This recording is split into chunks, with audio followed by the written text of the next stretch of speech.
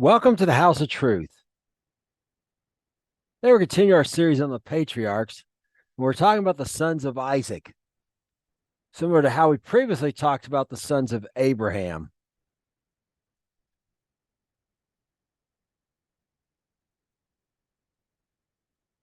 And we're going to be we're going to begin just right after where we left off last. We saw that Isaac got married at 40 years of age when we talked about the bride of Isaac. So we pick up here in Genesis 25 and verses 21 through 23, read the following. And the Lord entreated the Lord, and Isaac entreated the Lord for his wife because she was barren. And the Lord was entreated of him, and Rebekah his wife conceived. The children struggled together with her, and she said, "If it be so, why am I thus?" And she went to inquire of the Lord. And the Lord said to her, "Two nations are in your womb, two manner of people shall be separated from your bowels, and the one people shall be stronger to their people, and the elder shall serve the younger."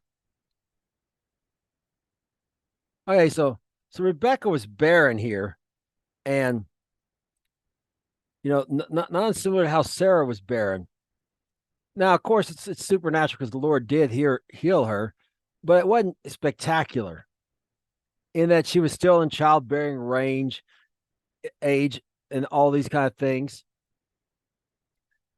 But still, there's somewhat of a supernatural birth here, just perhaps not a spectacular one. But the trouble is, people talk about kids that maybe, were, fought from siblings that fought from childhood. They were born, they fought from birth or whatever. But boy, these two fought from conception. They're not even out of the womb and they're fighting with each other. And the reason is because they have two entirely different dispositions. They're both going to, ethnic groups are going to come out of both of them. Remember, the word nations means ethnic groups when you read it. But they're two different kinds of people. Now, that doesn't mean that's necessarily bad, but not everyone gets along with everyone equally well.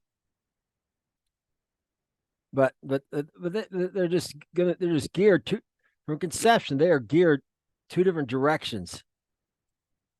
And how that plays out, we'll look as we go along. Okay. But one of them is going to be stronger than the other. One of the people, notice the people, ethnic groups, people, that's going to come from these. And notice the elder is going to serve the younger. And that's perhaps the most important element here of what God's telling her, because it's two things. The Lord, Yahuwah, Yahweh, Yahweh, however you like to pronounce Yahweh. Lord God, the Lord God Almighty sees the end from the beginning, and you can already see how it's going to come out with these people, and he's letting know. But he's also making his will known. And that's important to understand here. He's letting her know, and of course she's going to let her husband know, that his will is for the elder to serve the younger. And this is completely backwards from normal. There's a birthright and there's a blessing. We'll talk about those as we go along. And normally it's both for the elders to lose.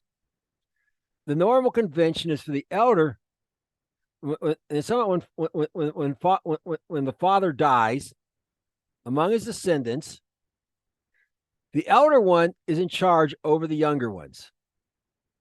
That's the way it normally works. And that was a custom at this time as well. So this is contrary to social norms and what they're used to and everything else. But it is the will of the Lord. And he's letting her know what it is. Now it's up to Isaac and her to respond to the will of the Lord, the known will of the Lord. And they should, and how they should respond to it is say, okay, so, not our will, but your will be done. and just raise their kids from youth. This is the way it's going to be. However, let's see how they actually do respond. We're going to look at the actual response here, and that's going to take up most of our lesson today. So we continue on Genesis 25, verse 24 through 26, and we'll read the following. And where days to delivery were fulfilled, behold, there were twins in their womb. The first came out all over like a hairy garment, and they called his name Esau. After that, his brother came out, and he took hold of Esau's heel, and his name was called Jacob. And Isaac was 70 years old when she bare them.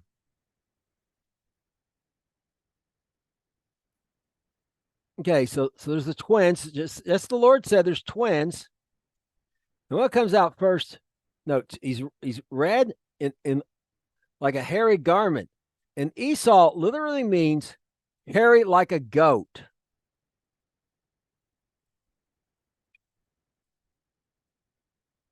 So, and when I was in college, at the University of Arkansas, I met a guy.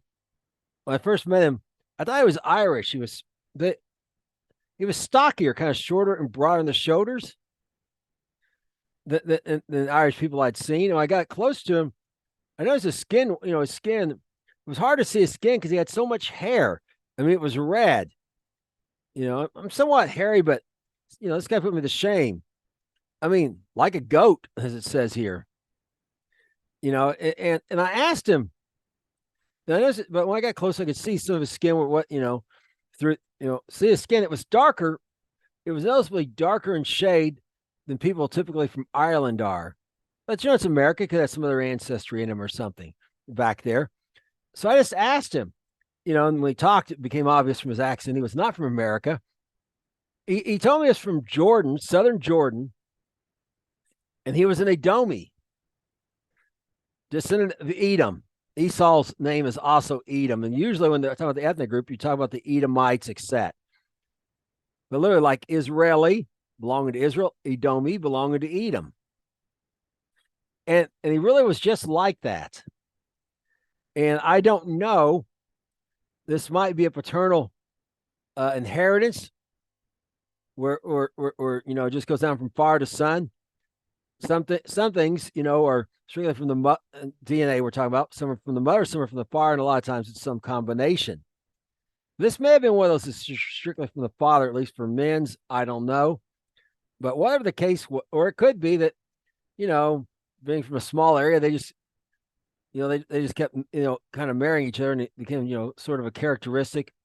If it was cattle, we'd call it keeping the breed, Like if you take two Holstein cows, those black and white ones you see on like milk cartons and what Chick-fil-A commercial, whatever, and you breed them together, you're guaranteed to get one that's going to have that same kind of coat. But regardless, really was red like this, really was hairy, like a goat. Okay, now that's Esau. Now his brother comes out and he grabs him by the heel. He took hold of his heel. And his name Yaakov. And Yaakov can mean heel grabber, but more properly, it's a compound of two words. Yah, like Yahweh, Yahovah, Yahuwah. The Yah in Yad He Vav He, and Achav is heel. And it's literally Lord heel, or the Lord's heel. Because why? Because it speaks of Jacob's future. When you go back to we were looking at our previous series of before the patriarchs, and you got in the Garden of Eden. There's that heel. The serpent's going to strike, wound, and the same heel is going to crush the serpent's head. Speaking of Messiah, and it indicates Yaakov, the Lord heel, that the Messiah is going to come through this man. So they have perhaps named it for one reason, but it has another meaning. That, again, the hill the Lord's going to use to bring about deliverance. And notice, lastly, Isaac, laughter, was 60 years old when Rebecca, captivating, bare them. So he had waited a while. He gave it a while before he inquired, Lord. We don't know how long he inquired. We don't know if he asked once and the next, a day later, she's, she has conceived, or if he had to persist a number of years. We just don't know. But we do know 20 years have passed by the time they're born. Jacob's born now, and it's I think 2,187 years have passed since Adam was formed out of the dust, if I remember correctly. Now we're going to continue on. Now, and this is a foundational passage here that Shaul, the Apostle Paul, builds upon. We're going to discuss that briefly. In Romans 9, verse 10 through 12. Not only this, but when Rebekah had conceived by one, even by her father Isaac, for the children not being yet born, either have done any good or evil, that the purpose of God according to election might stand, not of works, but him that calls, it was said unto her, the elder shall serve the younger.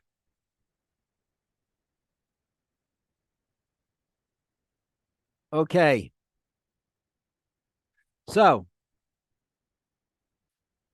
Rebecca, notice they haven't done anything good or not, and God's already made this will known about him. And this is about his will. And, he will bring his will about. Regardless of what they do, he's going to bring his will about.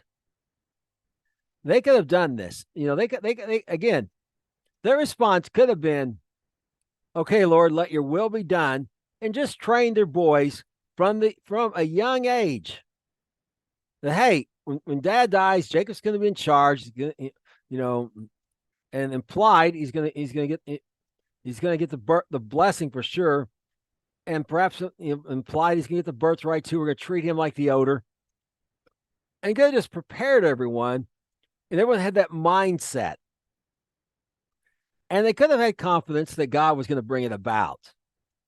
But they did. Now, this passage is often used sometimes about people with predestination and the like. But the thing is, I have a lesson called the assumed context, where Shaul, the Apostle Paul, when he's writing these things, the people he's writing to, like in Romans, he spends quite a bit of time saying, oh man, he's referring to the Jews, talks about what advantage has circumcision.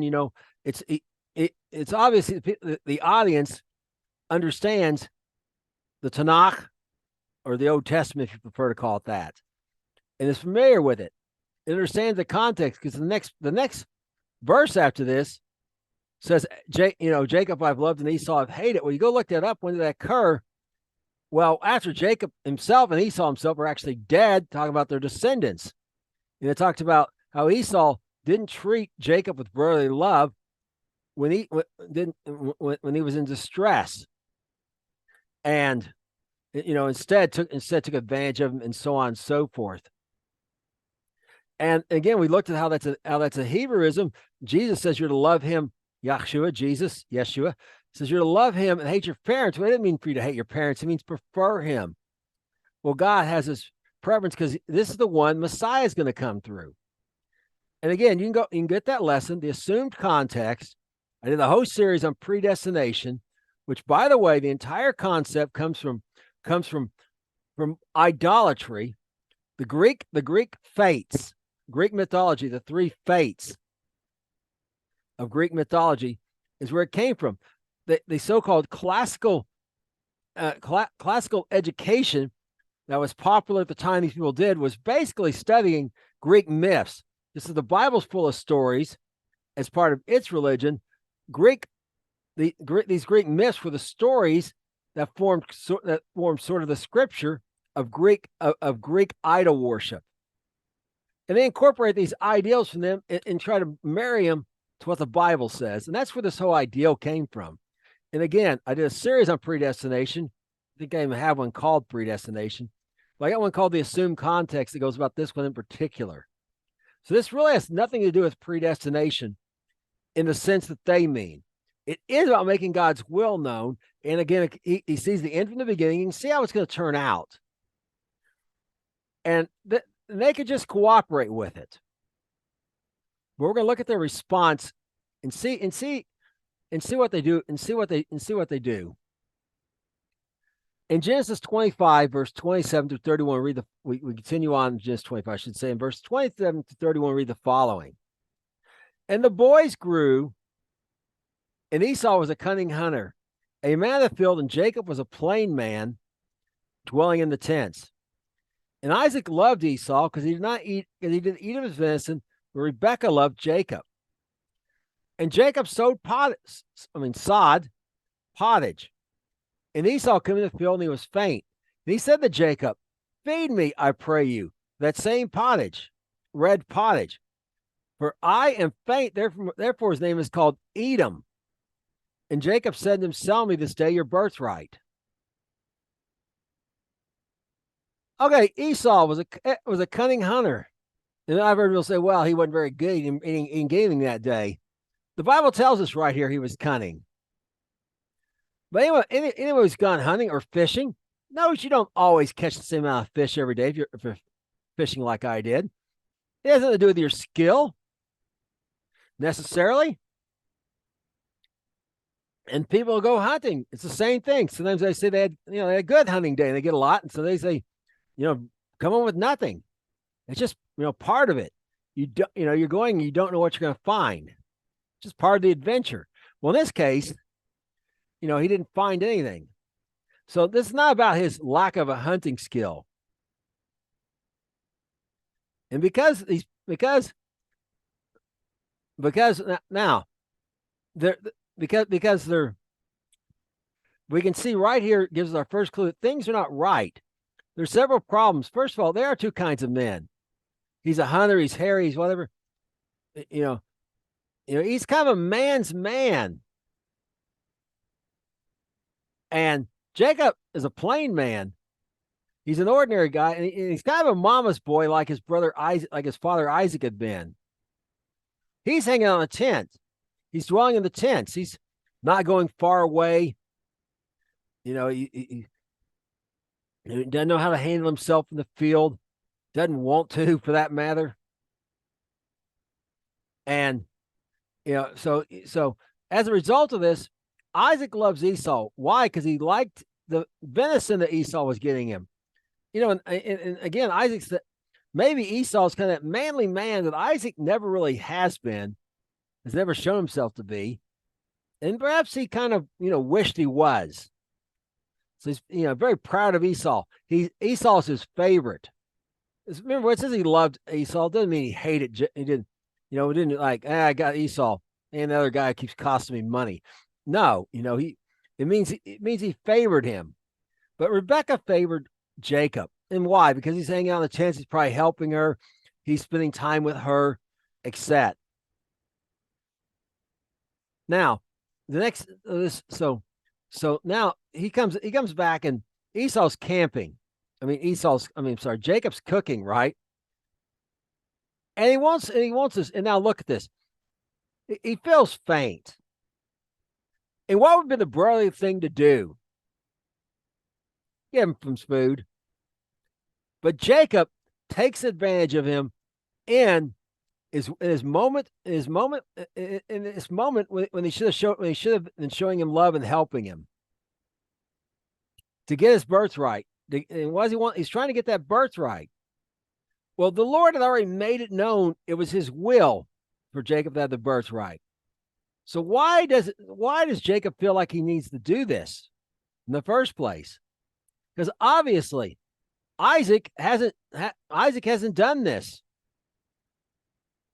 Isaac, hasn't made any indication. They haven't been raised that, hey, the Lord said the younger to serve the elder. Jacob's can get the birthright. We'll talk about the difference between the blessing and the birthright. He's gonna get the blessing and the birthright. And, that's the way it's gonna be. So we want to please God, etc.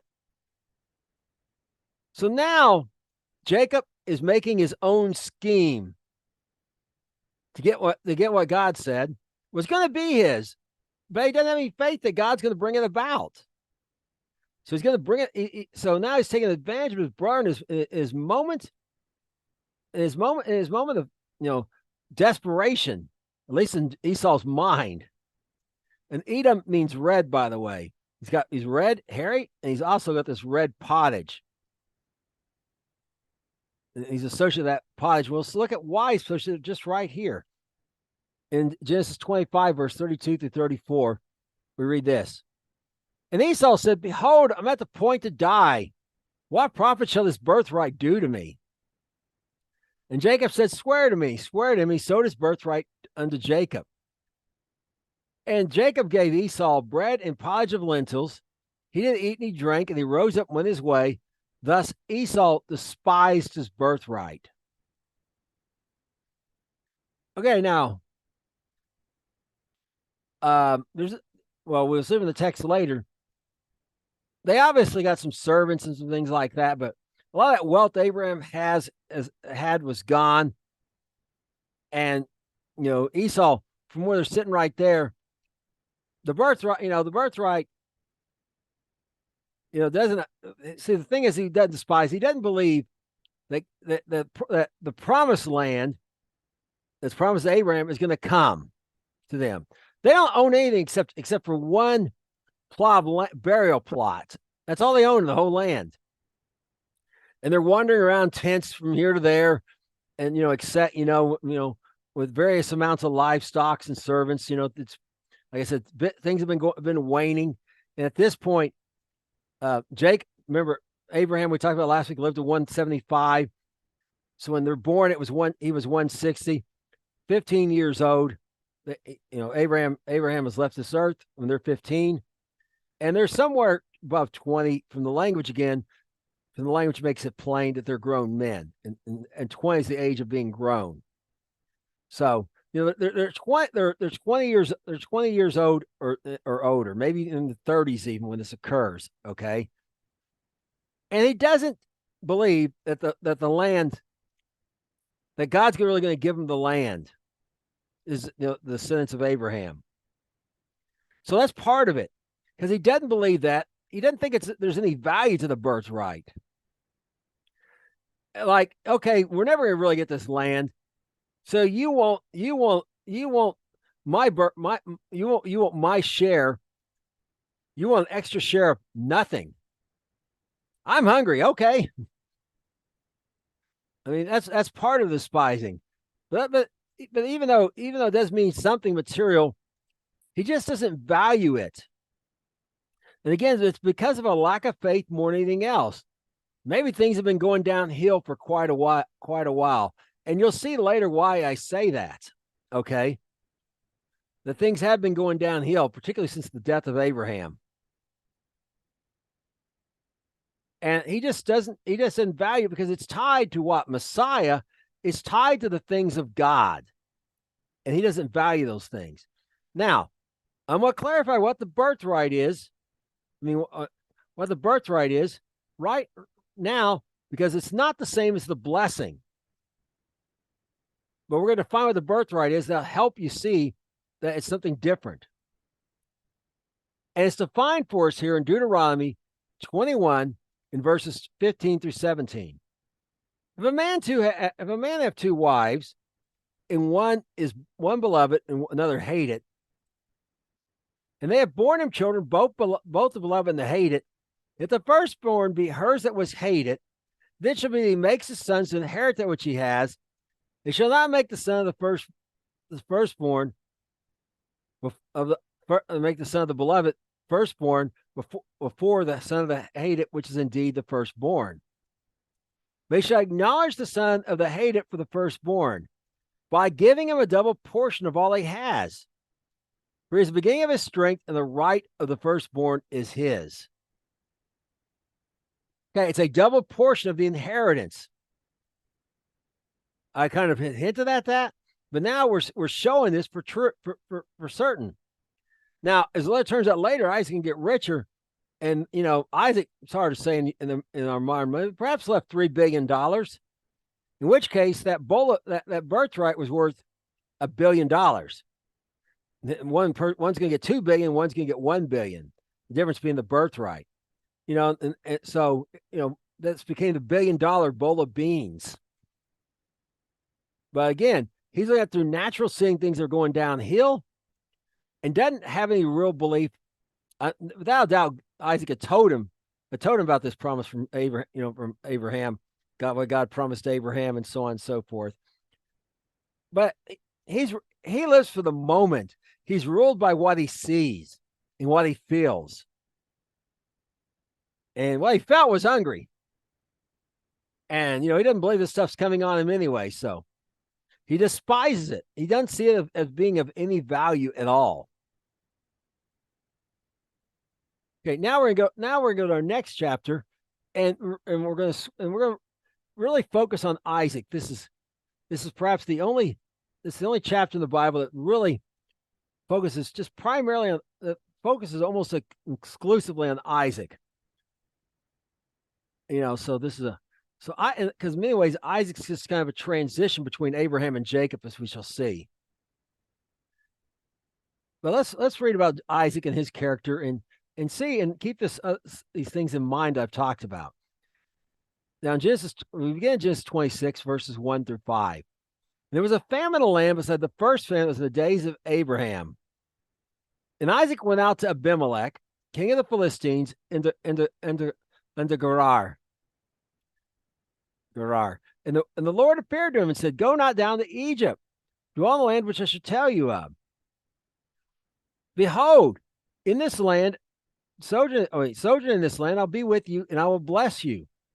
For unto you and unto your seed I'll give you all these countries. I'll perform the oath which I swear to Abraham my father, and I'll make your seed multiply as the stars of heaven. I'll give to your seed all the seed to your seed all these countries, and your seed shall all nations of the earth be blessed. Because that Abraham obeyed my voice and kept my charge, my commandments, my statutes, and my laws."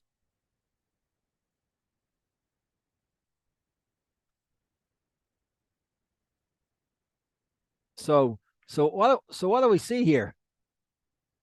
Again, a repeat of what happened with Abraham. And Isaac is repeating Abraham's mistakes. Maybe instead of thinking this thing through, like, well, what daddy do? Oh yeah, he went to Egypt. Oh yeah, it turned out disastrous. Nope. He only remembers the part went to Egypt. He's planning on doing the same thing. And he makes it all the way to Gerar. And Gerar means a lodging place. And if you're on the Fertile Crescent, it's just, you're just right over the border of the land of the Canaanites. It's right there. It's right there, just outside the land of Canaan, right on the border town. And you'd be going from there to Camptor, which is along the Mediterranean coast of the Sinai Peninsula. It's about halfway. And from there, you'd go to Egypt. So it's a stopover on the Golden Crescent Trail. It's the last place you can go. So it's lodgings, place with a bunch of hotels and things for animals, and it's interesting because it's not one of the larger cities of the Philistines, and we'll see that in a moment. But nonetheless, it's where the kings of the Philistines at this time, Abimelech, as chose his capital at, and perhaps just simple as he's from there. So he's going to do the same thing. And when he gets to Gerar, the Lord stops him and confirms to him what he had confirmed to Abraham about him. His father perhaps had told him, but now the Lord's giving another witness himself to Abraham, to Isaac, about this. The instructions are, don't go down to Egypt. Okay, don't, remember, Egypt's outside the promised land. He's called to the promised land. Stay in your calling. Sojourn in this land, the promised land, and I'll be with you and bless you. And okay, things are going to turn around. there's again this evidence they've been going downhill. As we'll see that more as we look into the life of Isaac. I'm going to turn things, things that go around, and it assures him. Now he starts talking about his 3-part seed. I'm going to give these unto you and your seed. I will give all these countries. Talk about his physical seed, which I performed oath. And notice again the 3-part seed. I'll make your seed multiply what? As the stars of heaven. That's not earthly, like the grains of sand, like the sands of the seashore. That's heavenly. It's above. It speaks of the believers.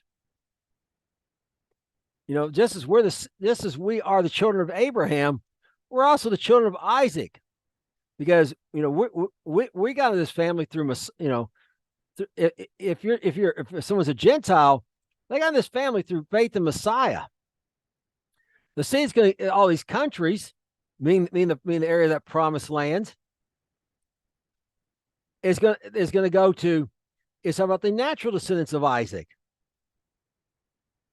which of course would be Esau and Jacob. Here we got their descendants, but particularly that land of Canaan, especially, that's marks the people that Messiah would come from. And then your seed, Messiah. He's the one that all nations of the earth be blessed. Seed singular. And why? What qualified Isaac? It wasn't Isaac, it was Abraham. I went over this again and again. We looked at the life of Abraham. People say, well, the Jewish people have a deed to the land with no qualifications, or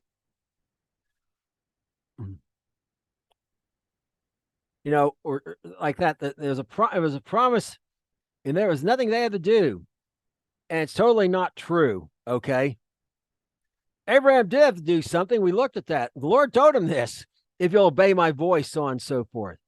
And then Abraham did it. There was conditions. I said qualifications, but conditions probably a better word. And look, Abraham met them. He obeyed his voice, kept his charge. Now think of this: his law, commandments, his statutes, and his laws. Now wait, when Abraham entered the promised land, the law is not going to show up to 430 years later. When Abraham dies, it's still not going to be there for 330 more years later. See, when God gave the law to Moses, those commandments, he didn't make them up at that time. They were revelation, and they're written down. But Abraham was getting this revelation as he went along. Like the passage we looked at, Deuteronomy, the one right above there's about a slave woman, and if you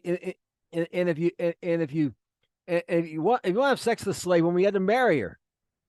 And if you decide later, for whatever reason, you want to break off the marriage, you have to set her free, and she can't put her back in the status of slave. She's a free woman.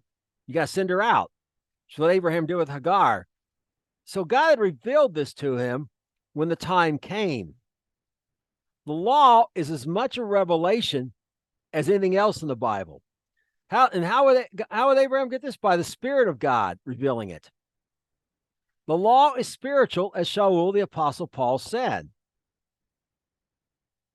And it existed before it was ever written down, started being written down. And by the way, it wasn't written down at one event at Mount Sinai.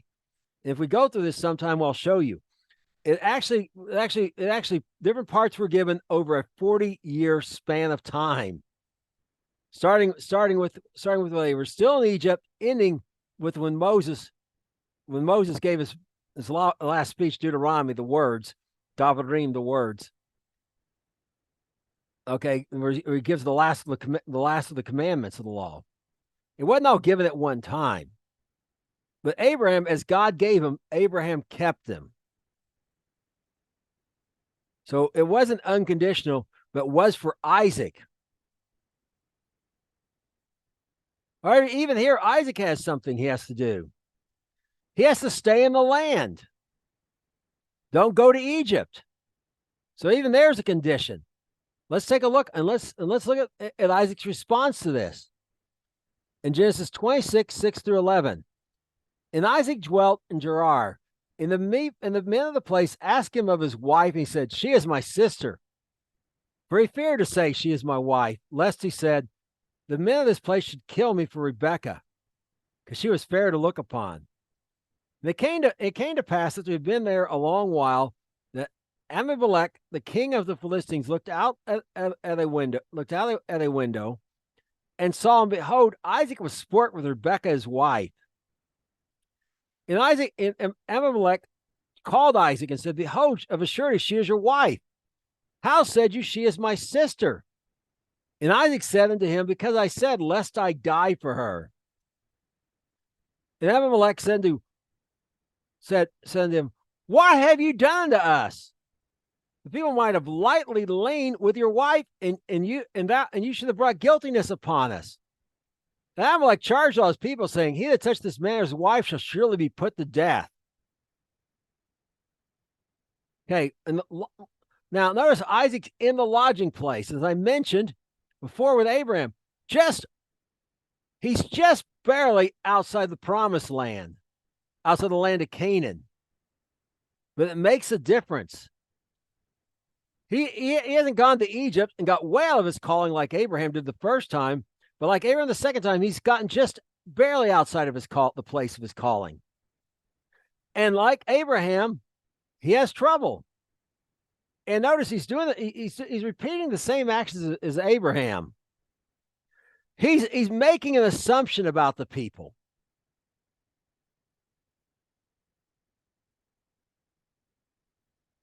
He's making an assumption about the king in particular. That's absolutely not true.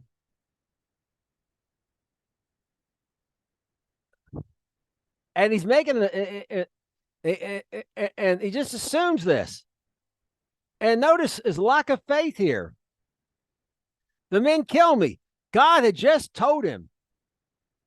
Or maybe he thinks, okay, I've already had Jacob and Esau, but God promised to bless him. So it's not just about that. It's about God promising to bless him.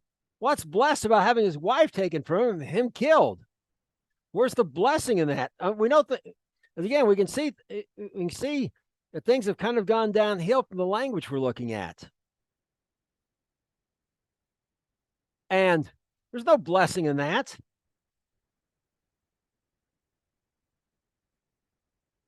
Now, so he did the same thing as father did. He lied. She's my sister. In Abraham's case, it was half true. She was his half sister. There's absolutely no truth to this at all.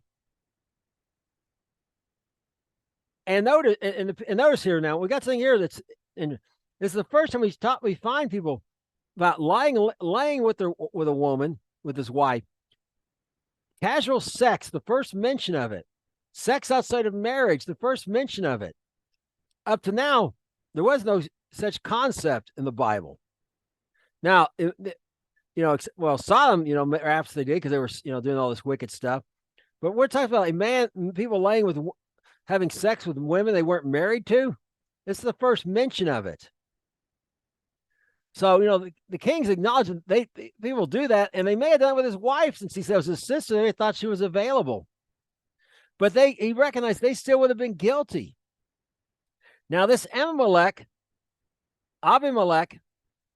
perhaps he's old, and it's the same one that talked to Abraham.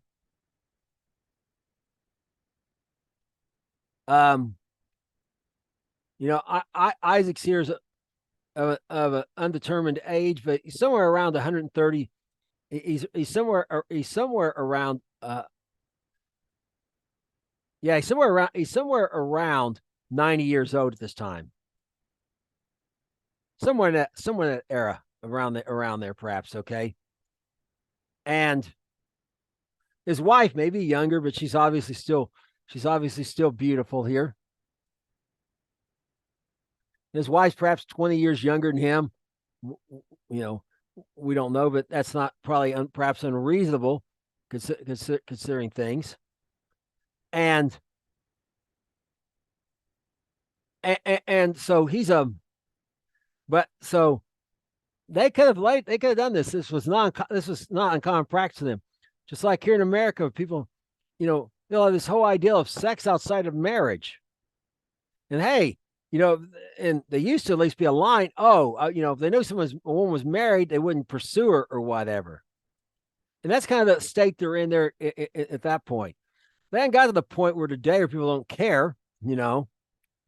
But the point is, in his people, they know this, and notice you're going to bring guiltiness upon him. And whether this is Abimelech as a title, or is it the son of the one that dealt with Abraham, which is perhaps a little more likely, considering 90 years that went by. Either way,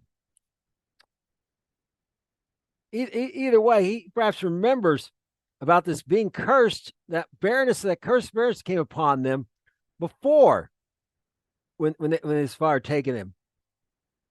So, it gives this very serious charge to people about not touching him, which, by the way, touching his wife means, sexual, not a little kid grabbing her skirt and yanking it or something like that. Touching this man, Isaac, not nothing against fist bumps or shaking his hand or something, hurt, coming against him for harm is the ideal, touching him for harm. So, so now Isaac's under the protection of this guy.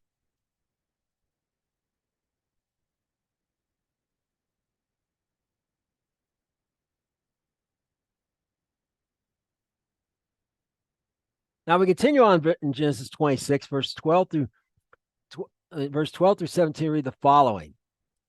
And we see Isaac's just like Abraham. He's going to get in the faith now that he's been rebuked, okay? And we're going to see what happens. And notice first, let's just look at this. Isaac 26, 12 through 17. Isaac sowed in the land and received in the same year 100-fold. And the Lord blessed him. And the man waxed great and went forward and grew until he became very great.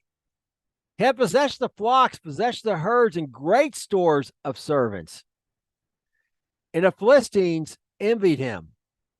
For all the wells which his father's servants had digged in the days of Abraham his father, the Philistines had stopped them and filled them with earth.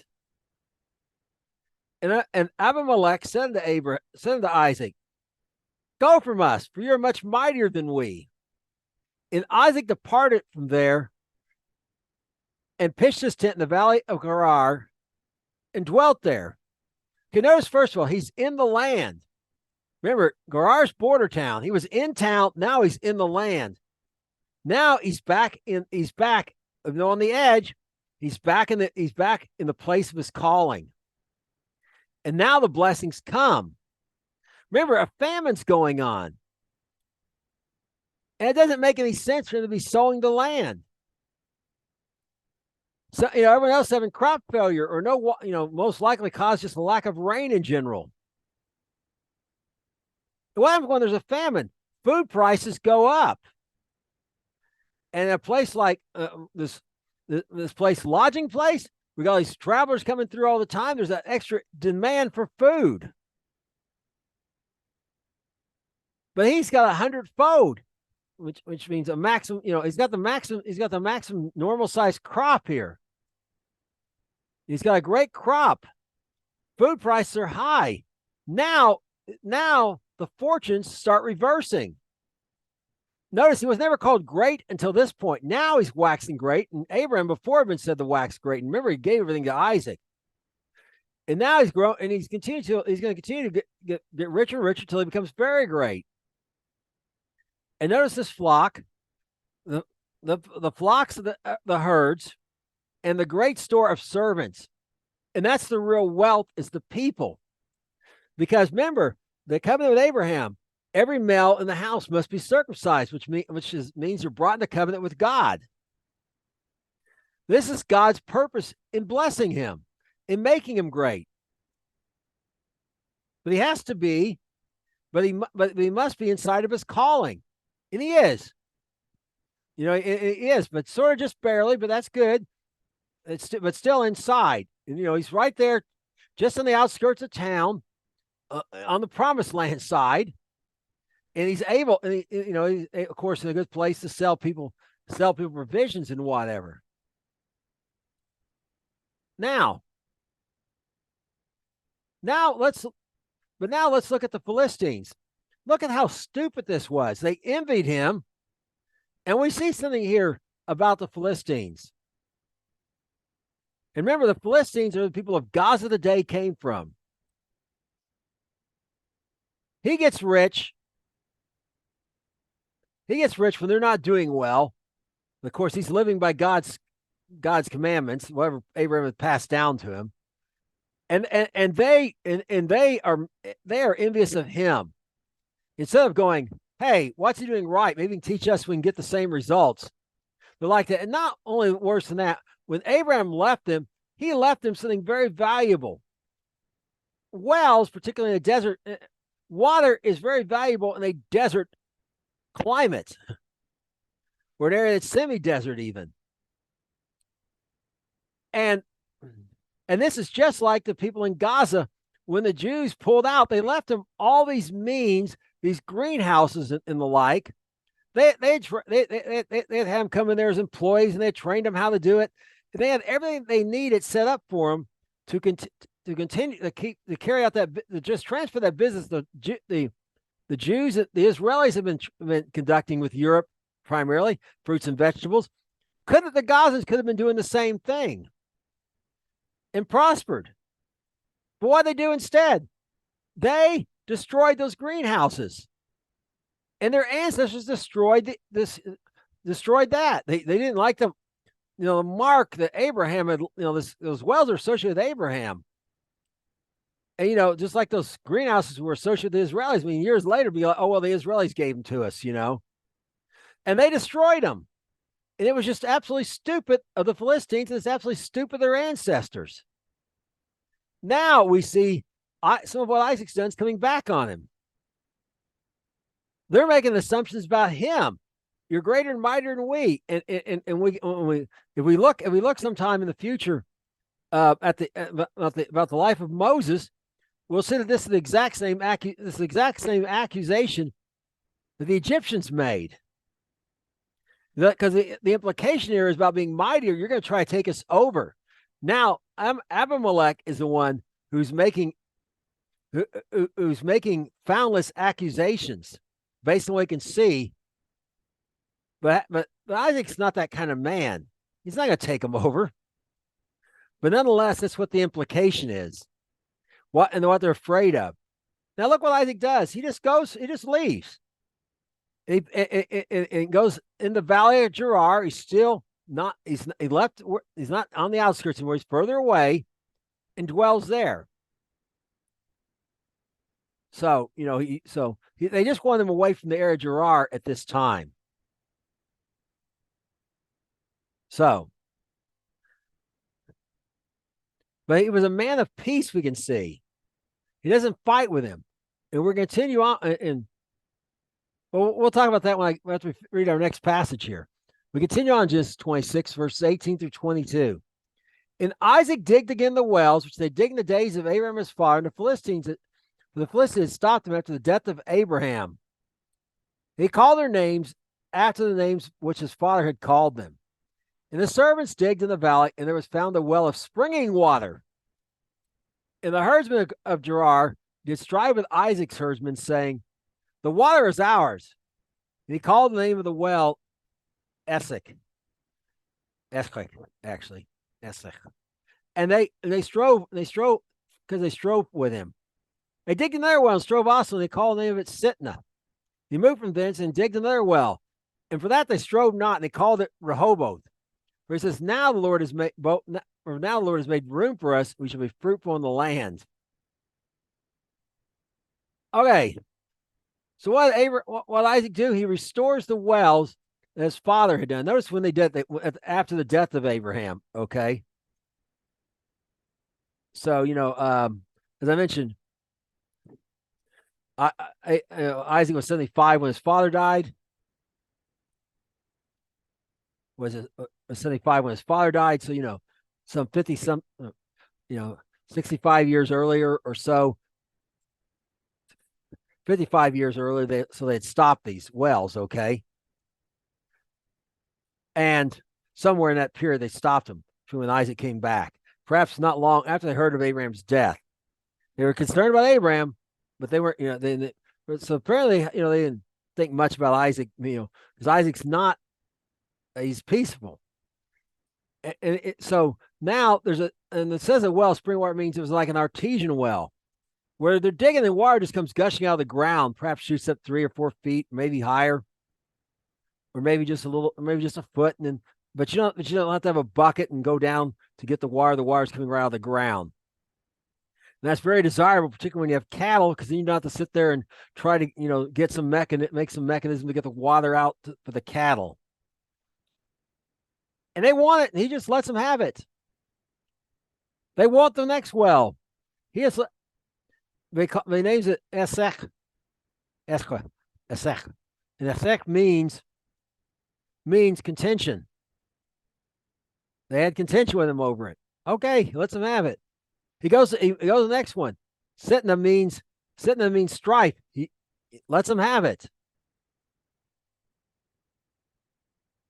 Then he moves. So as he's doing this, he's moving further and further away from Gerar. Just for note, okay.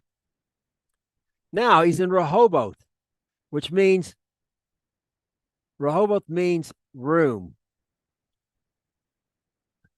And so because there's room, and now they can be fruitful in the land. Why? Because they need water to be fruitful. Okay. He's got those herds and flocks and servants. They all got to drink. And he's also prone to growing crops if that's what's necessary. Got to have water for that too. So now they're going to be fruitful. But he never fights with them. Now, I used to read this, I used to think Isaac was kind of wimpy. But no, he wasn't.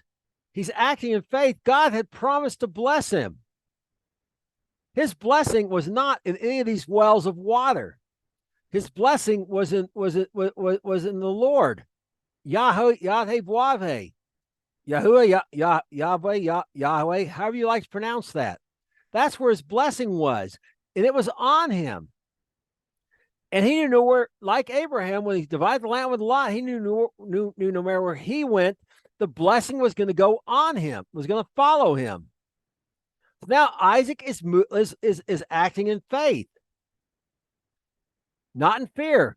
Abimelech has driven the fear out of him, just like Abimelech, perhaps a different Abimelech had driven the fear out of Abimelech, had driven the fear out of Abraham.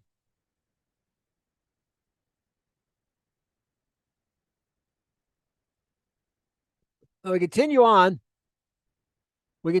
here, and we're going to see, so we get this migration away from Gerar towards the center of the promised land, or at least the southern part. And we're going to see where it takes us right here in Genesis 26, 23 through 25. He went from there to Beersheba. And the Lord appeared to him the same night and said, I am the God of Abraham, your father. Fear not, for I am with you, and I'll bless you, multiply your seed for my servant Abraham's sake. He built an altar and called upon the name of the Lord and pitched his tent there, and there Isaac's servants digged a well. Okay, so in Beersheba now. Remember, God appeared to Abraham in Beersheba with a similar thing. Fear not, Of course, that's the natural response because the appearance of the Lord is, fearful. And you see often, even with angels, the first thing's fear not, He's not there to hurt you. He's there to help you. And quit being afraid, and there's no reason for you to be afraid. I'm on your side. And will multiply your seed for my servant Abraham's sake. Remember, he made promise to Abraham that he needs, but it takes the cooperation of Abraham's seed to bring those promises about. So he's going to bless him, and he'll multiply his seed. So, so far Isaac's seed amounts to 2 people. So it's an implication there's going to be more. There's going to be more coming. So Isaac now is in that place of worship. He built the altar and calls upon the name of the Lord. He's back squarely in the will of God, squarely in the place of his calling. And life is good.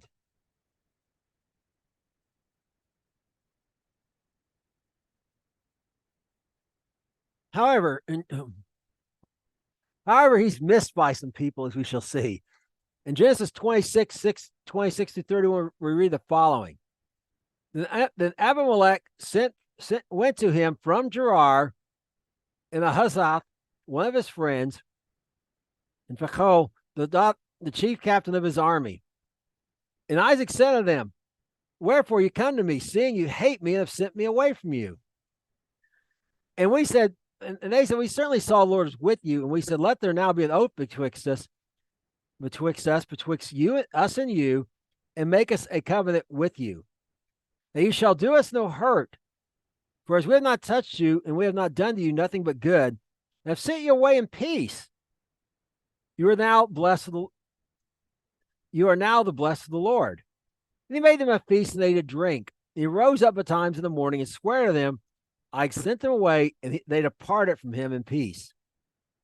Okay, notice Isaac's assumption is they hate him. They hated him, so why they made him leave. But it really wasn't true. They were afraid, though. That's what the deal was. They were afraid he's mightier than them. And they did send him away in peace, as they say, which they remind him of. They did nothing to him but good. As far as Abimelech, the king himself, nothing but good. Now, just like with Abraham, his servants wouldn't cause problems, cause problems, but Abimelech did nothing about it. Okay.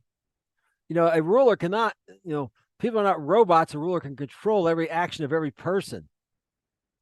A good king can still have crime in his city, or his country. So, and perhaps because it was so far off, they knew about this don't touch Isaac business, felt they could get away with it, and perhaps he thought because he had given that law, nobody was going to mess with him. So, the king here himself is totally with it. And again, notice he brought his general, just like the other one, showing Isaac, hey, the army's with me on this. And a friend, perhaps for a witness, or perhaps as an ally too, as a witness, as perhaps a third party witness to this covenant. It's one of his friends, so he's not necessarily under his rule, like under his command, like the chief of the army is. And he wants to make this, and Isaac agrees to this oath. It's a peace treaty. And notice it. It's very simple. We're not going to hurt us, just as we didn't hurt you.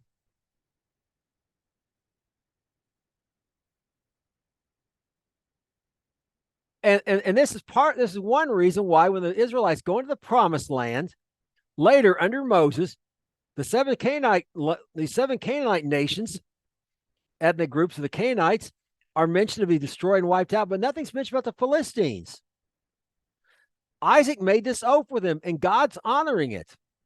It's not the only reason. The other reason is the Philistines weren't Canaanites. But this oath goes on. And during the time of Isaac, they never take any action against him. Isaac didn't get things by war in that kind of way. That wasn't his way.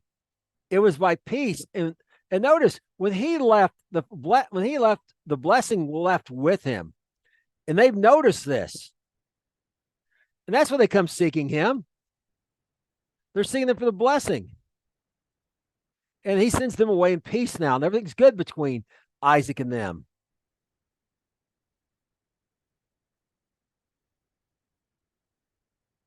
And now, after they left, we're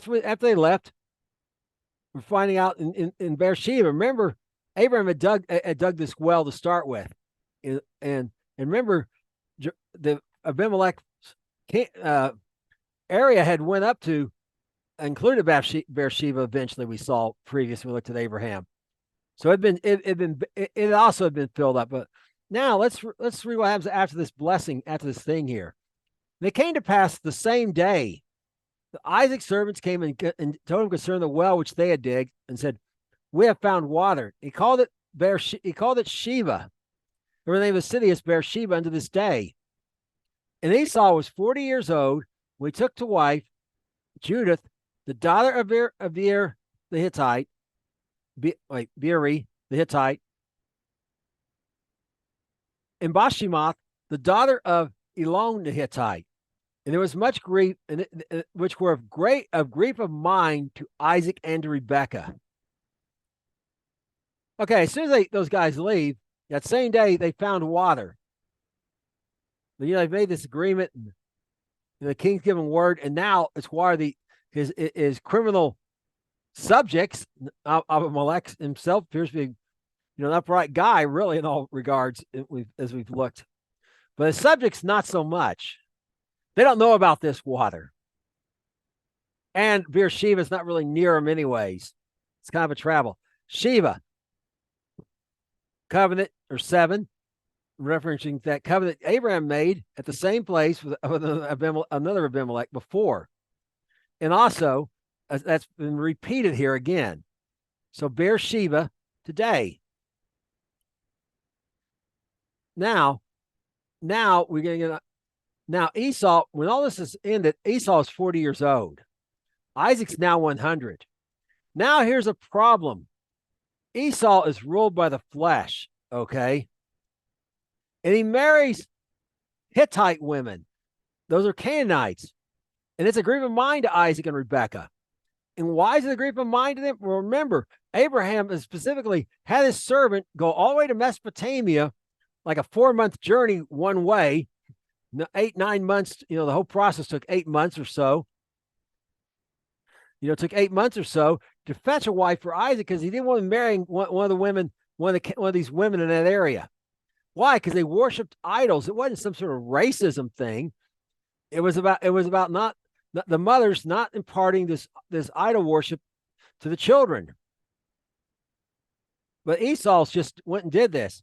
And remember, Hittite, Heth means terror. The sons of terror, they're terrorists. So they are. That's what. It doesn't mean everyone acted bad all the time. Uriah the Hittite, for example, was very noble, but they have that that connection. Okay, that they're kind of have to be called out of that, as it were. With Uriah, David's been helping them get out of that mindset, or whatever had been. But these two don't totally have that mindset, okay? And they're kind of not even warriors, but men of violence to obtain things, and that appeals to Esau as well. And they're probably prominent men, it would appear. Well, we know Elon is, because we saw where he's mentioned before. So all these things appeal to Esau's flesh, okay? He's securing himself a future of power, a position of power and influence by marrying these women, and he's marrying two right off the bat. Not like one died, or like Abraham later. Sarah dies and gets Keturah, or anything like that. I mean, or his wife didn't say, "Here, I can't have children, have one." He just does it right off the bat. It's totally about sexual lust with him, okay, and the lust for power in wealth, as I mentioned, totally ruled by his flesh. And that's why he's got totally the wrong mindset. He does not have any trust in God at all. And again, he's bringing that into the family now. Because remember, a wife is where two families are joined together. He's joined that to the family of Isaac and Rebekah, and they just really didn't want it. Well, we'll continue on in Genesis 27, verses 1 through 5. Now we're gonna go forward some more in time. Esau was 40, which made Isaac 100. Okay. Now we're gonna go forward to the next thing with Isaac, and it's really gonna shift back to Esau and Jacob at this point. And it came to pass when Isaac was old and his eyes were dim. Again, Genesis 27, verses 1 through 5. His eyes were dim, so he could not see. He called Esau, his eldest son, and said to him, "My son." He said to him, "Behold, here am I." He said to him, "Behold, now I am old, and I know not the day of my death. Now, therefore, take, I pray you, your weapons, your quiver, and your bow, and go to the field, and take me some venison, and make me savor meat such as I love, and bring it to me, that I may eat. that my soul may bless you before I die. And Rebekah heard when Isaac spoke to Esau his son. And Esau went to the field to hunt for venison and to bring it. Okay, now Isaac's old. Now remember, Noah had said, God had told Noah, had said, wouldn't strive always with man. He's going to cut the maximum normal age limit to 120. Is the maximum normal age. Well, and Abraham, died. He may have lived a little longer as far, but he definitely died at a younger age than his grandfather. And it's been whittling down. Well, Isaac's over that 120-year mark by this time. And I'll show next week. We can see that Isaac is 137 at this point, and Jacob and Esau are 77 years of age. And again, I'll show that next week definitively in my next lesson. But so it's not hard to understand that Isaac, thinks, well, it's been whittling down. I'm 137. My eyes are going dim, like perhaps macular degeneration. And he just wants to get things in order before he dies. Doesn't want anything to be left in question here. So he calls for Esau. Remember why he loved Esau? Because of the food. And notice this connection to food again, like we saw before with the red pottage. And now Jacob hadn't dealt with his brother in love at all, hadn't trusted God, took matters in his own hand with food. Well, now Isaac, he knows the will of God, but he loves this food. And really, God's blessed him and everything else. But this is his favorite son. He wants him to have the blessing. But he wants the son to do something for him first, which is going to buy him time. And Rebekah heard it. And here's Rebekah. Isaac obviously doesn't know she heard it. Perhaps Esau hadn't seen it either. And she'd listened to perhaps outside her tent, like Sarah had when they came to Abraham to tell him something they already told him, just so because they knew Sarah the Lord knew Sarah was used to this eavesdropping, will know what's going on, and heard it herself. Well, Rebekah's in the same thing here. So let's see what Rebekah does about it. So remember, she also knows the will of God. It was plainly stated at the beginning.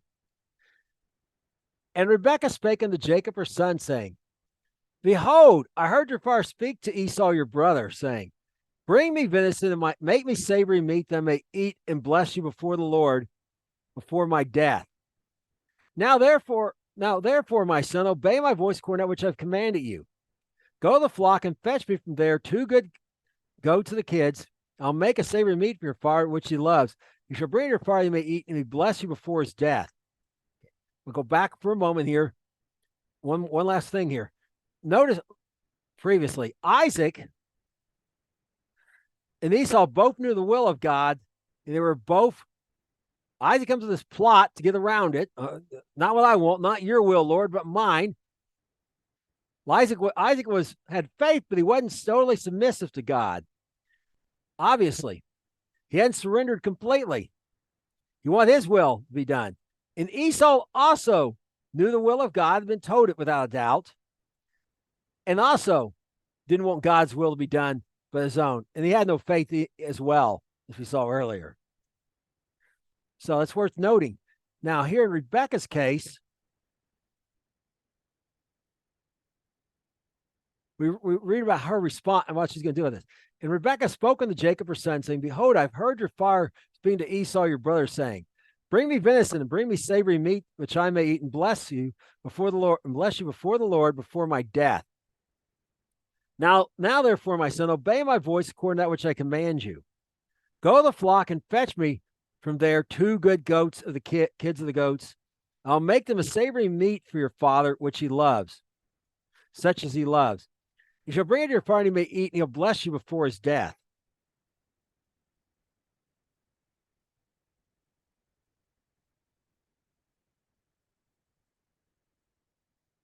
So, now, Rebekah knows this too. but she don't have faith that God's going to bring it about. I know the rabbis, some people I've heard in churches be like, oh yeah, she was acting in faith here. No, she wasn't. God already said he was going to do it. She's acting like Sarah with Hagar. She's taking matters into her own hand to bring about the will of God. She's just as much out of faith as Sarah was with Hagar. And so she comes with this scheme. Now, notice the meat is deceitful. He wanted what? Deer meat. Venison's deer meat, if you don't know. He's going to give him a substitute of goat meat. Now, she knows how Isaac likes his meat, and undoubtedly is the one that taught Esau how to make it. She knows how to make goat meat taste just like deer meat. And if you've ever eaten goat and deer, they're not that far apart. It's not really a big stretch to do this, okay? But it's deceitful meat. It's, kind of fake meat, okay? It's fake venison. It's deceitful meat. And that's her plan. Because she just don't believe God's going to bring about what he said without her making it happen. Now we're talking about the last person involved here, in Jacob, out of these four. And see his response to all this. In Genesis 27, 11 through 14, read the following. And Jacob said to Rebekah, his mother, behold, Esau, my brother, is a hairy man. A hairy man, I'm a smooth man. Peradventure, he will fill me, and I shall sing to him as a deceiver. I shall bring a curse upon me, not a blessing. And he said, blessed be upon me be your curse, my son. Only obey my voice and fetch them. And he went and fetched them, brought them his mother. His mother made him savory meat, such as his father loved. Now the previous one, one last thing. Bless you before the Lord. What that means is like taking an oath. So once he does it, he can't take it back, okay? He can't go, whoops, Lord, I made a mistake. I meant, I meant to do this, or I gave that parcel of land for that son. I meant to give it to the other son, or nothing like that. It's like an oath, okay? And you got to keep your oath to the Lord. And that's why to her, this is showtime, because she's in fear, not faith. And she's got to take this matters in her own hand. But look at Jacob. Now we're going to look at Jacob's response. Jacob's a little leery to do what she says. Why? He's not worried about being a deceiver. He's worried about his father finding out he's a deceiver. He's not worried about doing the wrong thing. He's worried about getting caught doing the wrong thing. And the consequence of that, a curse and not a blessing. Also that problem tells another contrast between them. Esau's super hairy, remember? Well, Jacob's one of these men who hardly grows any hair at all. He's smooth, huh? He doesn't have much body hair, which again makes him seem a little more feminine, like his mother. Kind of plays in that mama's boy thing, huh? It's why shaving close started with, as far as we know, at least as far as we know, Alexander the Great has men do that because the common tactic in battle is to grab the other guy by the beard, pull him down with your sword. Well, so Alexander the Great responded by everyone shaved their head and beards. Okay, so that couldn't be done. It, became a military thing from that reason on. But a lot of women want men to shave because a beard says, I'm a man, not a boy. I'm a man, not a woman. And, so it removes them a little more separation between them and the man. So that, a little more distinction between them. So, they want them to be girly men, as it were. It's kind of Jacob's kind of been up to this point. So, he's definitely a mama's boy, just like his father was, and his uncle Ishmael. So, but he doesn't want this curse of dad to come upon him, because he knows it's upon you, it's upon you. It's the same thing with that blessing. But after being assured, be assured, he agrees to it. But we want to look at this. Let your upon me be your curse, my son. Let the curse come upon her. And we'll see next week her words come upon her. The trouble it causes comes upon her as well for her part. So he went and got the meat and she made it. She's made the deceitful, the fake venison, the meat of deceit is prepared. Now we continue on. We're looking. We're going to see. We're going to watch what unfolds as he goes through with this. In Genesis 27:15 verse, we continue on verse 15 through 19. Rebekah took a goodly garment of her older son Esau, which were with her in the house, and put them upon Jacob, her older son, her younger son. She put the skins of the coats upon his hands and upon the smooth of his neck. She gave the savory meat and the bread which she had prepared into the hand of her son Jacob. And he came to his father and said, "Here am I." He said,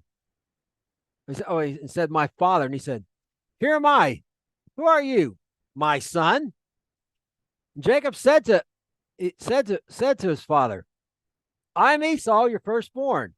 I've done according to that which you asked me. Arise, and I pray you, and sit and eat of my venison, and that your soul may bless me." Okay. So notice. Okay, she's found a way to overcome the hairy problem, but even goes an extra step, putting his raiment on him. And of course, transferring a raiment is is symbolic of transferring a position, a power. She is symbolically transferring she recognizes Jacob as the birthright belonging to Jacob, or is going to be Jacob's. That Esau's not going to be the head. Jacob's going to be the head. And by doing that,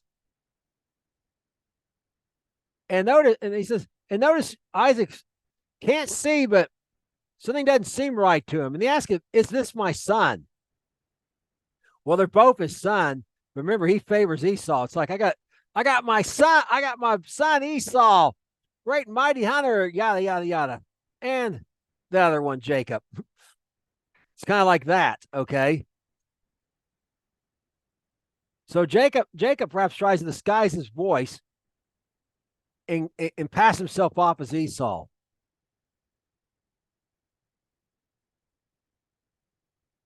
And from the question, he knows Dad may be onto him. He's scared of getting caught at this point. It's a little late to back out. So we'll see how them folks as we continue on Genesis 27, verse 20 through 24. And Isaac said to his son, "How have you found it so quickly, my son?" He said, "Because the Lord your God brought it to me." And Isaac said to Jacob, "Come near, I pray, that I may feel you, my son, whether you be my very son Esau or not." And Jacob went to Isaac his father, and he felt him. He said, "The voice is Jacob's voice, but the hands are the hands of Esau." He discerned him not, because his hands were hairy as his brother Esau's hands. So he blessed him. He said, "Are you my very son Esau?" He said, "I am."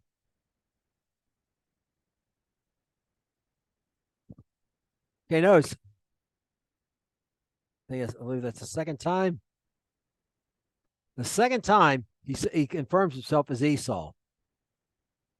And notice Isaac still thinks something's going on. But he's confused at this point. Jacob's attempts to disguise his voice weren't very good. He recognized that's Jacob's voice. And he wants some confirmation it's really Esau. Now I bless him, but that's not the blessing concerning the birthright. Is this more just a general "blessed be my son" type thing? Okay. You're my blessed son, that kind of thing. No specific details about that particularly. And Jacob again deceives his father for the second time. Has lied to him. But Isaac's still not totally convinced here. Oh, and something else worth bringing in. The Lord brought it to me. Jacob is now bringing God into the picture. He's lying about God. How'd you find it so quickly? He didn't find venison at all. Remember, it's fake venison. His mama gave it to him, but he's trying to appear religious. Knows his dad is, and the Lord knows the Lord your God, not the Lord my God. The Lord your God. Daddy, your God brought it to me. Huh? The Lord your God brought it to me. So he's bearing false witness against God himself as well here. That's worth noting. Now, we continue on and see how this deception plays out here in Genesis 27, verse 25 through 29. He said, bring it to me, and I'll eat of my son's venison, that my soul may bless you. And he brought near to him, and he did eat, and he brought him wine, and he drank. And Isaac said to him, come near now, and kiss me, my son. And he came near and kissed him. He smelled the smell of his raiment, and blessed him, and said, see, the smell of my son is the smell of the field which the Lord has blessed. Therefore, give you the dew of heaven, the fatness of the earth, and plenty of corn and wine. Let people serve you, and nations bow down to you. Be Lord over your brethren, and let your mother's sons bow down to you. Let everyone that curses you, let everyone that cursed be that curses you, and blessed be he that blesses you. Okay. So, notice Isaac wants to taste the meat.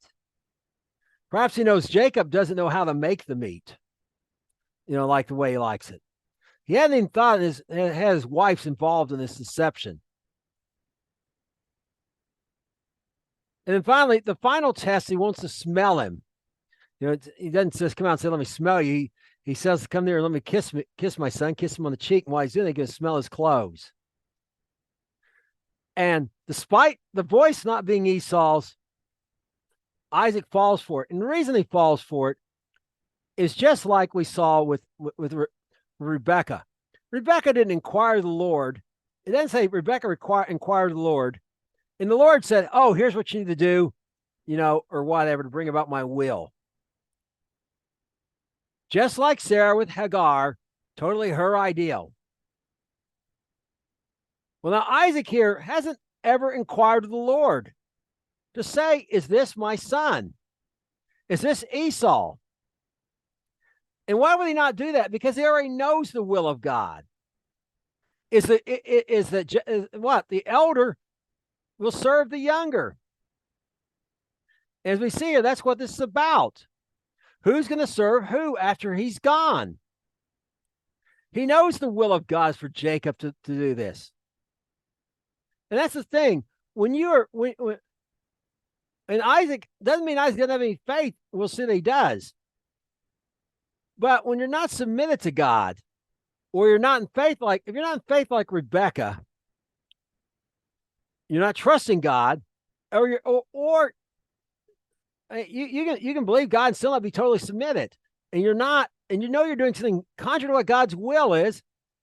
You don't want to go running to God, and you don't want to find out if you don't want to hear from Yahuwah, Yahweh, however you want to pronounce Yahweh, Yahuwah, Yahweh, Yahuwah. I mean Yahweh. The Cherokee say you don't want to go running to him to find out when you're not trusting him and you're working against his known will. We're being, my will be done, Lord, not yours. That's why he's able to be deceived. And in his deception, the will of God is carried out, but it's not the way God would have preferred it to be carried out. he preferred to have been carried out by faith and surrender to him, submission to his will. And this is the blessing. The notice the, all right, dew from heaven, water when you need it, fatness of the earth, which plant corn and wine, Okay, so be rich, everything you need to prosper. Now, nations will bow down to you because he knows this is about Messiah. Let people serve you and nations bow down to you. He knows it's about the line of Messiah. And he somehow, because he liked Esau and liked that venison and all those things, he wanted somehow God to use Esau instead of Jacob to bring about Messiah. He's showing he has faith about that. And he knows it's about Messiah. Be Lord over your brethren. Notice plural. Your mother's sons, plural, are going to bow down. So Isaac and Rebekah had more children at some point. But just like Adam, we're just told the name of 3 of them, but we're plainly told he had sons and daughters as well. They have other sons that come after Esau and Jacob, who we don't. Their names are never given because they're not important for the storyline. All that's important is that they're there, and they're all going to have to bow down to Jacob. Jacob is now the man, and that is the blessing. And in his case, it's an additional blessing, that blessing that God promised Abraham that passed down through Isaac is now being passed through Jacob. That curse be over the curse you, and blessed be he that blesses you.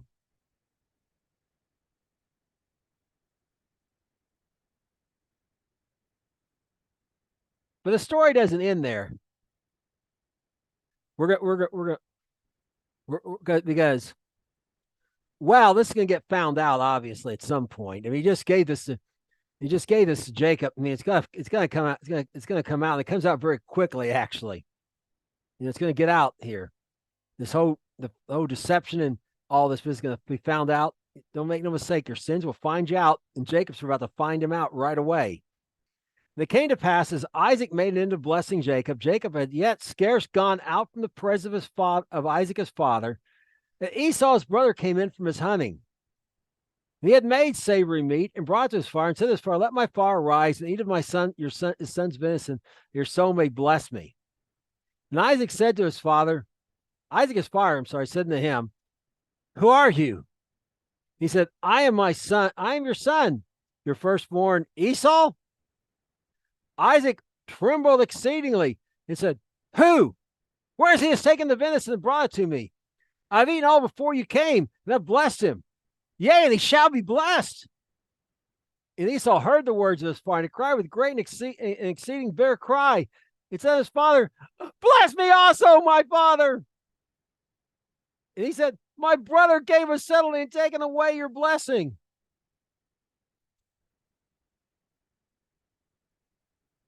Okay, so right away, Isaac's been caught. I mean, Jacob's been caught. Right away, Isaac finds out he's been deceived. Doesn't know yet his wife's in on it, but he realizes he's been deceived. He may suspect it because of the meat.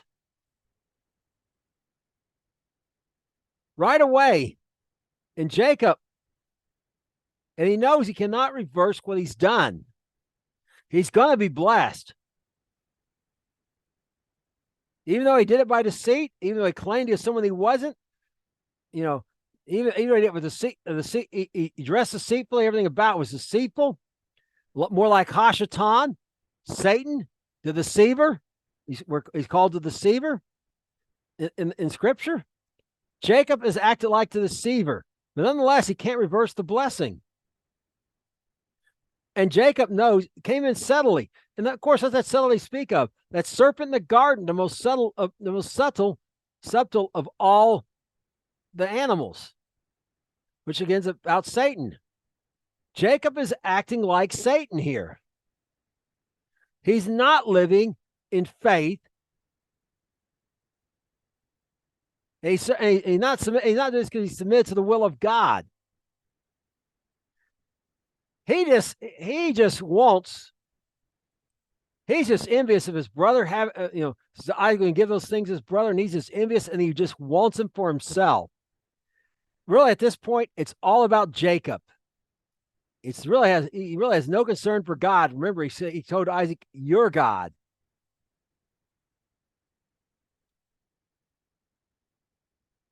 Now we continue on in Genesis 27:36 through 40, and we look and we look at the outcome of this deception. Now it's been found out. And he said, "Is he not rightly named Jacob? For he supplanted me these 2 times. He took away my birthright, and behold, now he's taking away my blessing." And he said, "Have you not reserved a blessing for me?" And Isaac answered and said to Esau, "I have made him your Lord, and all your brethren I've given to him for servants. With corn and wine I've sustained him. What now shall I do unto you, my son?" And Esau said to his father, Have you but one blessing, my father? Bless me also, my father. And Esau lifted up his voice and wept. And Isaac answered him and said to him, "Your dwelling shall be the fatness of the earth, the dew of the heaven from above. And by your sword you shall live and shall serve your brother. It shall come to pass, and you have dominion, you shall break his neck, that you shall break his yoke from off your neck."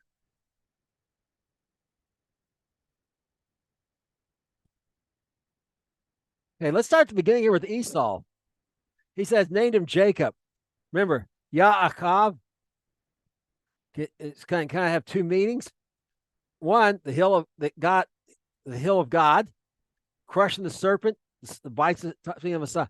But also can mean hill grabber, figurative of supplanter or deceiver. Okay, he's been acting deceptive here. Okay, so and Jacob, he's supplanted Jacob Esau twice. That's true. What's not true is he took away his birthright. He only took it away in the sense that when his brother came to him in desperate need, came to him at least in desperate need in his brother's mind, he didn't act like a brother and took advantage of him. But Esau sold the birthright because he didn't think it was valuable. He despised it, remember? And remember, a lot of it's connected, and a lot of it was largely, remember, this before Isaac got rich, got great, then very great, okay? Sure, when Isaac didn't have much, and mostly was hanging on to this promise that God give them all this land, and, they don't even own anything but a graveyard in it. Sure, he didn't care about the birthright then, but now Dad's gotten rich. And he realizes, that bowl of beans was maybe worth $1 billion. But the truth is, Jacob didn't take it away from him. He gave it away. He sold it to him. But now he has taken away that blessing, but that's still not true. My blessing.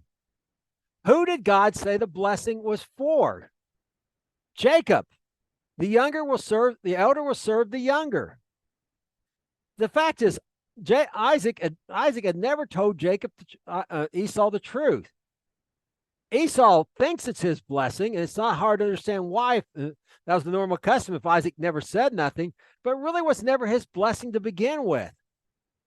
The Lord already made it known that blessing was meant, he wanted that blessing to go to the younger Jacob. So what he says is not entirely true. But now he wants us, and notice the blessing Esau, much lesser blessing, but blessing nonetheless that he is able to give him. The fast of the earth, the dew of heaven above, just like you're going to be rich. You're going to have what you need. You're going to live by your sword. Well, he already married Hittite women, women that involved with terrorism, sons of terror, men of violence. Married into a family of men of violence, kind of like marrying into the mob, so in a way. So he's already going down that path. He's a hunter and all these things. He's already a man of violence.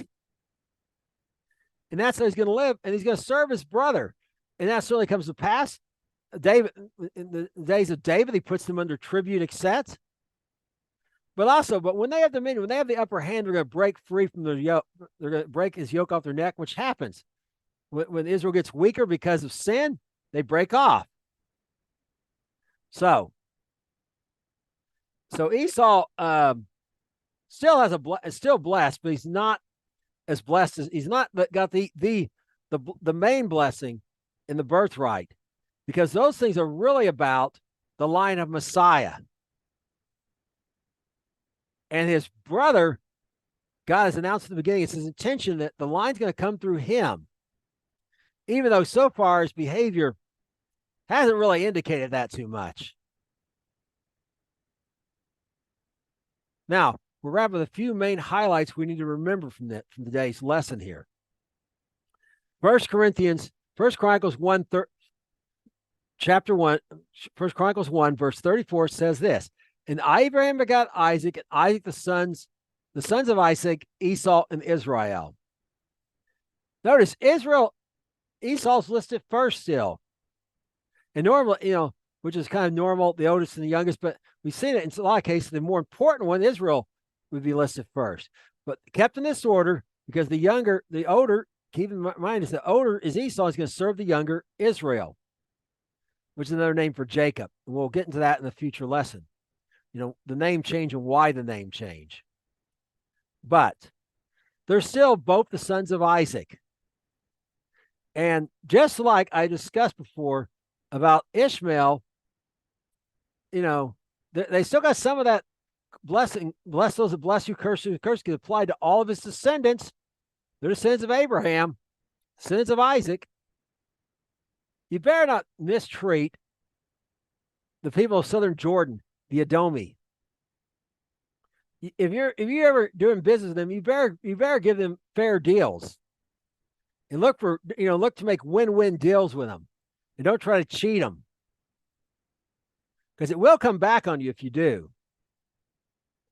God will see to it, because of what he promised Abraham concerning his descendants. And our next lesson, Jacob, they're all going to learn this. Now, another thing here in Hebrews 11:20, by faith, Isaac blessed Jacob and Esau concerning things to come. Okay, now Isaac was not in submission to God about wanting Esau to be doing this, but the words he said were faith. He knew that the seed of Messiah was to come through him, and he blessed according to that. And he blessed Esau even with this lesser blessing. He was not just speaking off the top of his head, wishful thinking.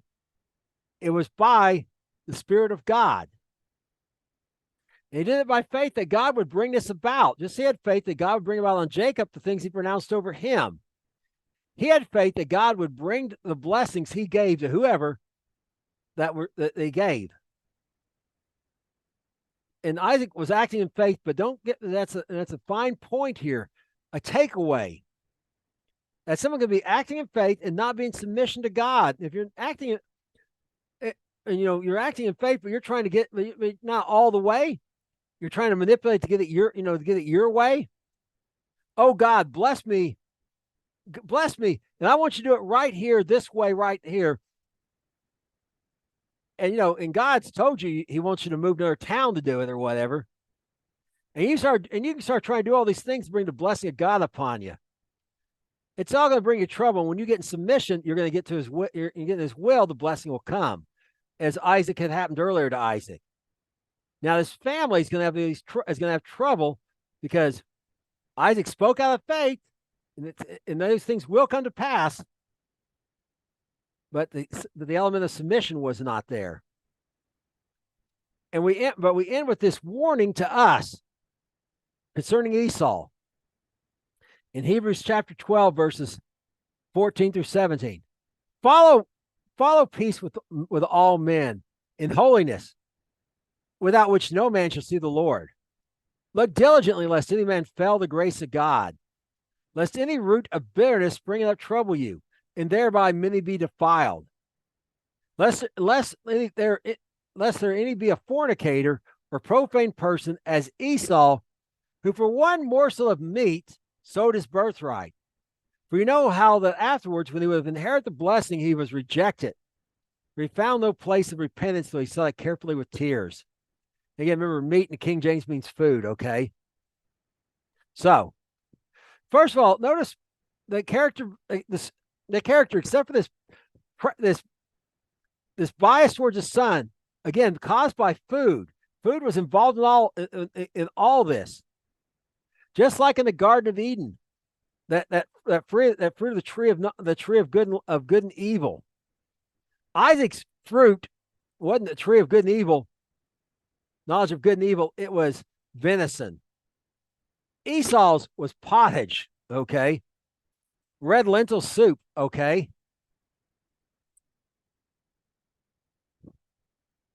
But we need to avoid that. But follow after peace with men and holiness. That's the only thing Isaac didn't. That's all. Isaac's only falling was his love of that venison, and that favoritism, that made him not want to do what God wanted, and him trying to bring out his will instead of God's. But when it came to men, he followed peace. They sit there and after they're all at work, okay, just moved on to somewhere else. Okay, moved on to somewhere else. Okay, moved on to somewhere else, knowing the blessing of God would go with him, which it did. In holiness, remember, even Jacob said, "You're God." He acknowledges, and he set up that altar and everything. Isaac lived in holiness. He just didn't want to let go of Esau. He just didn't like the idea that Esau's got to serve Jacob. And again, perhaps he never even told Esau, to Esau's defense. And it pretty much implied he never did. So, and then Esau did know about it. He definitely was rebelling against it. Didn't want to bring out the will of God, because here's the problem. Here's the problem here. Look, unless you fell the grace of God. I mean, Isaac, in a sense, there fell the grace of God, not in any kind of permanent sense, but he's been having blessing. Remember, it's been peace and prosperity and blessing for this man from the grace of God. As we'll see in the next lesson, that's all going to leave. Okay. Why? Because he sought with peace and holiness, but he didn't. They still said, "Not your will, Lord, but mine be done." But what's going to cause defilement? A root of bitterness. Esau grew bitter over the years. He grew bitter about selling his birthright. He had no trouble. He thought it was worthless, but when he began to see it was worth something, then he became bitter and he was defiled. And notice what else about Esau? He's a fornicator. Esau didn't get married at 40. It doesn't mean he didn't have sex with other women before he's 40. And remember when Isaac went to Gerar, that was obviously a common practice. And perhaps Esau, went along with it, knowing it's not right, but did it anyways. Or a profane person, which can mean ordinary, but the ideal in this case is someone ruled by their flesh. Esau wasn't a holy, as opposed to a holy person. He wasn't about the things of God. He was about the things of his flesh. The things of God had no value to him. That's why he despised his birthright and sold it. Now, when it came later, he wanted to inherit the blessing, the right to rule, and who knows? Maybe he had that in his mind. I get my birthright, and when I'm ruling, I can get it back anyways. Perhaps he had that, be an evil ruler and take things that weren't his. Perhaps he had that in his mind, huh? We went to inherit that blessing, it was rejected